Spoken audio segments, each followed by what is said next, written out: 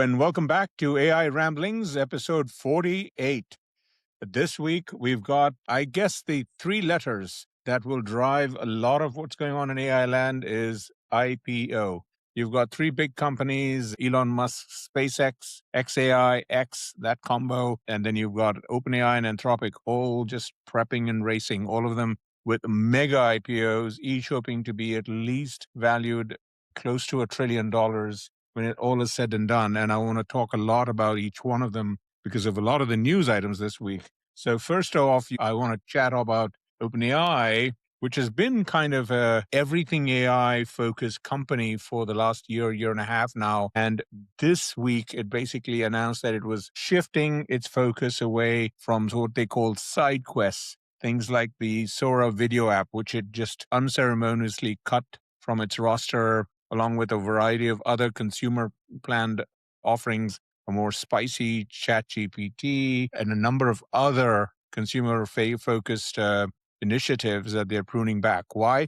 Because at a time when both OpenAI and Anthropic are racing toward an IPO, Anthropic, with its focus on the enterprise side, is seeing big viral at-scale success with both Claude Code and Claude Cowork, which are its big productivity apps for the developer market in the enterprise and for the broader productivity market in the enterprise. And obviously, OpenAI is very focused on that as well with its codex. But on a revenue ramp basis, it's falling a little bit behind Anthropic, and they can't have that. So they're refocusing their efforts and putting more wood behind the enterprise arrow, as it were. And I've written a lot about this, and there'll be links to my extensive write-up with charts and graphs if you want to catch up on that. So that is item number one. Second is both Anthropic and OpenAI, as you'd expect, are really sprucing up their financials and their operations ahead of this IPO. So as you may recall, I, in a former career, multiple decades at Goldman Sachs, I headed up Goldman's internet research effort for a whole bunch of years in the 90s. So I've had the opportunity to lead a whole bunch of IPOs. So IPOs is something that is my basic bread and butter professionally for a long time ago. And so I've been spending a lot of cycles on these three big IPOs that are being planned. None of the IPO documents have been filed. The first one out of the gate is likely going to be Elon, probably next week with its big mega IPO for SpaceX XAI. But it's anticipated that Anthropic and OpenAI are both racing to get their IPOs filed with the top banks, presumably Goldman being one of them, my alma mater, in the next, let's say, 6+ months, probably third or fourth quarter of this year. And as a result, they're really focusing on making sure they've cleaned up the way they document their revenues, how they account for all that. There's a lot of in-the-weeds details about revenue recognition, how the costs are ramped up, how the cash flows basically ramp up between now and 2030. With the valuations that these companies are talking about, close to $1 trillion possibly for OpenAI and not that far away for Anthropic, these things are going to trade at very elevated multiples as and when they do come to the market. And as a result, the focus is not going to be in terms of what the financial targets are going to be for these companies in the next couple of years, but the next 3 to 4 years at least. And so investors will have to get their heads around all of that. And so that is the sprucing up, pruning exercises that are going on for both these companies. In the meantime, Elon Musk is very much focused on, as I said several times already, the SpaceX IPO. And to that extent, he is trying to get vertically integrated on the tech stack with his own chips. And so he had a big announcement around something called Terafab, which are his ambitions to create for investments that are going to be north of tens, if not hundreds of billions of dollars over the next few years, his own chip fabrication facilities to compete with the likes of Taiwan Semiconductor or SK Hynix in Korea, etc. These are things that most tech companies do not try and do. But Elon, being Elon, is talking about this. And his plans are not just a Terafab chip facilities on Earth, but he wants to extend it all the way up into space. So he had a 20-minute keynote that is worth watching for its Elon-like boundless ambition, a lot of sci-fi influenced ambitions to create factories on the moon, satellites in space, factories in space for making chips, etc. All of which are very interesting. And Elon being meticulously focused on the technology is going to be likely directionally in the right direction. But as usual, I think his timing targets are going to be years further away rather than months, which is what the narrative is going to say. This is all doable in the next 3 or 4 years. I likely think you're going to have to add a 0 or 2 to those years. But those debates aside, Terafab is interesting in its boundless ambition, and so I've got a big write up on that. And again, I'll put it up in the show notes for you to take a look. So those are the three main topics I wanted to talk on, and then our main topic for this episode is really coming back to Nvidia. Last week, you recall, I talked about their Jensen Huang's founder CEO's big ambitious roadmap over the next 4 years for the Blackwell set of infrastructure today, his Vera Rubin CPU, GPU, and inference chip, Rock LPU architecture, a lot of techie mumbo jumbo there. But these are all extraordinary technologies that are being rolled out at a clockwork annual rhythm that will allow dozens, if not hundreds, of technology companies to create extraordinary amounts of computing infrastructure that will get rolled out into the data centers that are being financed at a clips of hundreds of billions of dollars a year by the big tech companies.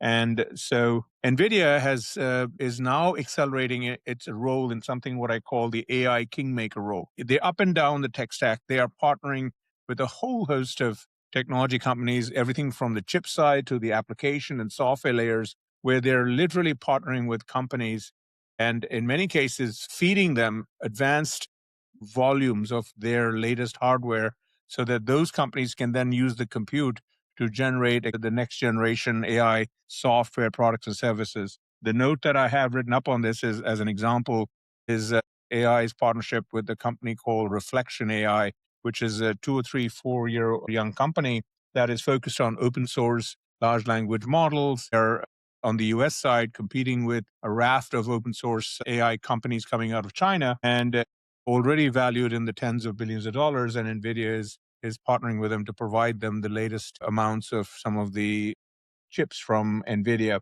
And they've done this already with things like NeoCloud leadership companies like CoreWeave and others. And Nvidia is accelerating this kingmaker role. So this is a thing that we need to kind of watch going forward, particularly because Nvidia is extraordinarily cash rich. Their cash flow generation is going to be massive because they're obviously the big provider of the pickaxes and shovels to everyone else who's spending hundreds of billions of dollars a year. That is massive incoming cash flow for Nvidia. And this is how they're going to invest some of that way beyond just core chips, like they did the $20 billion investment into Grok with a Q inference chip company about 4.5 months ago. So NVIDIA basically accelerating its kingmaker role in AI is something that I wanted to touch on and discuss. And again, detail write up on this with some interesting charts and graphs in the show notes. And that takes us to the main read of the week item. Apple remains one of the companies that I think is the most underappreciated, along with Google and NVIDIA, particularly on AI over the next 3 or 4 years. But Apple, particularly because everyone has kind of been fretting over Apple's leadership changes. They've had a lot of senior talent being recruited away by companies like Meta and others, and question marks on Tim Cook, CEO, as to when he may pass the CEO role to somebody else. And he's just turned 65, and it looks like he's going to be around for a little bit longer. But there is a lot of speculation that John Ternus, who's the head of manufacturing, is possibly being groomed as the next CEO. Bloomberg had a very detailed piece on that and what it means for a far younger Ternus to take over the reins, let's say in the next couple of years or so, and what that might look like in terms of Apple's AI product roadmap, its products overall. Apple, I've articulated in a couple of detailed posts how they are literally taking advantage of the fact that they have one of the most resilient supply chains on the planet in terms of the chips and memory and all these components that are increasingly getting harder to get because of the supply constraints, not just for geopolitical and tariff trade issues, but also because of the ramp on chips for AI infrastructure. And Apple is taking advantage of that by, for the first time, producing value options that are very attractive, everything from the smartphone to the laptop to the PC side. And that is a thing that whoever steps in as the CEO of Apple, the next CEO of Apple, will have to continue to take advantage of that and leverage that into presumably a whole new array of AI products and devices and wearables on top of Apple's 2.5 billion strong global hardware and software set of platforms. And so that is an interesting read of the week in terms of John Ternus. So I wanted to point to that again. The link will be in the show notes. And then that brings us to my obsession of the week. And this week, I wanted to touch on a topic because as many of you, I've been a lifelong traveler, and probably a third of the year I live in hotels like maybe some of you out there. And there was an article in the Wall Street Journal that basically talked about, it had a headline dear to my heart, which was what hotels really need in terms of technology offerings in their rooms. It's 2026 already. And I bring it up because it is extraordinarily frustrating for the last few years that hotels still haven't figured out that life has dramatically changed, not just AI, but even before AI, that they continually make it hard on a bunch of things that you find in rooms across the value spectrum, from the inexpensive rooms to the fanciest rooms at the Four Seasons, etc. There are three sets of things that are not ideal in most hotel rooms, and I'll just rank them in the following order. Number one, their TVs are useless because they're not easy to connect with your phones and computers, etc., to watch your own content on the TV and the rooms, etc. You need wires and so on, and there are increasingly a lot of good wireless solutions to do all of that, and the hotels can do a lot more to make it a lot easier. Of course, in many cases they don't do that because the TV in the rooms at every price tier is a way that they make additional money by trying to sell you in-room movies and so on. A second area of frustration for a lot of people is just plugging in your gadgets, your phones and your computers.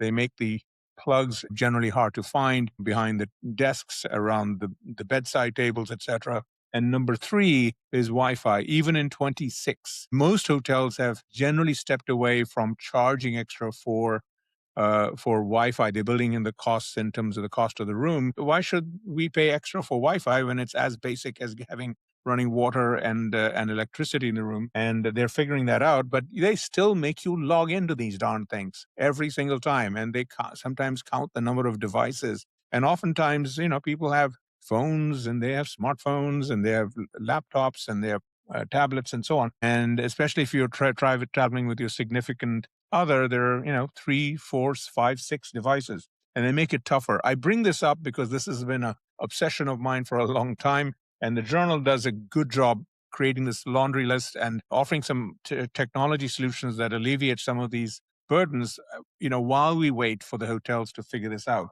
So that is my obsession topic of the week, and this stuff I think is going to get more acute unless they fix it, especially in the world of AI gadgets to come, AI devices and so on. And so it is my obsession topic for the week. And that rounds up our topics for this episode 48. I hope you found this of some interest. All the items I've discussed have detailed write-ups with the links and so on in the show notes. As usual, I welcome your comments and feedback.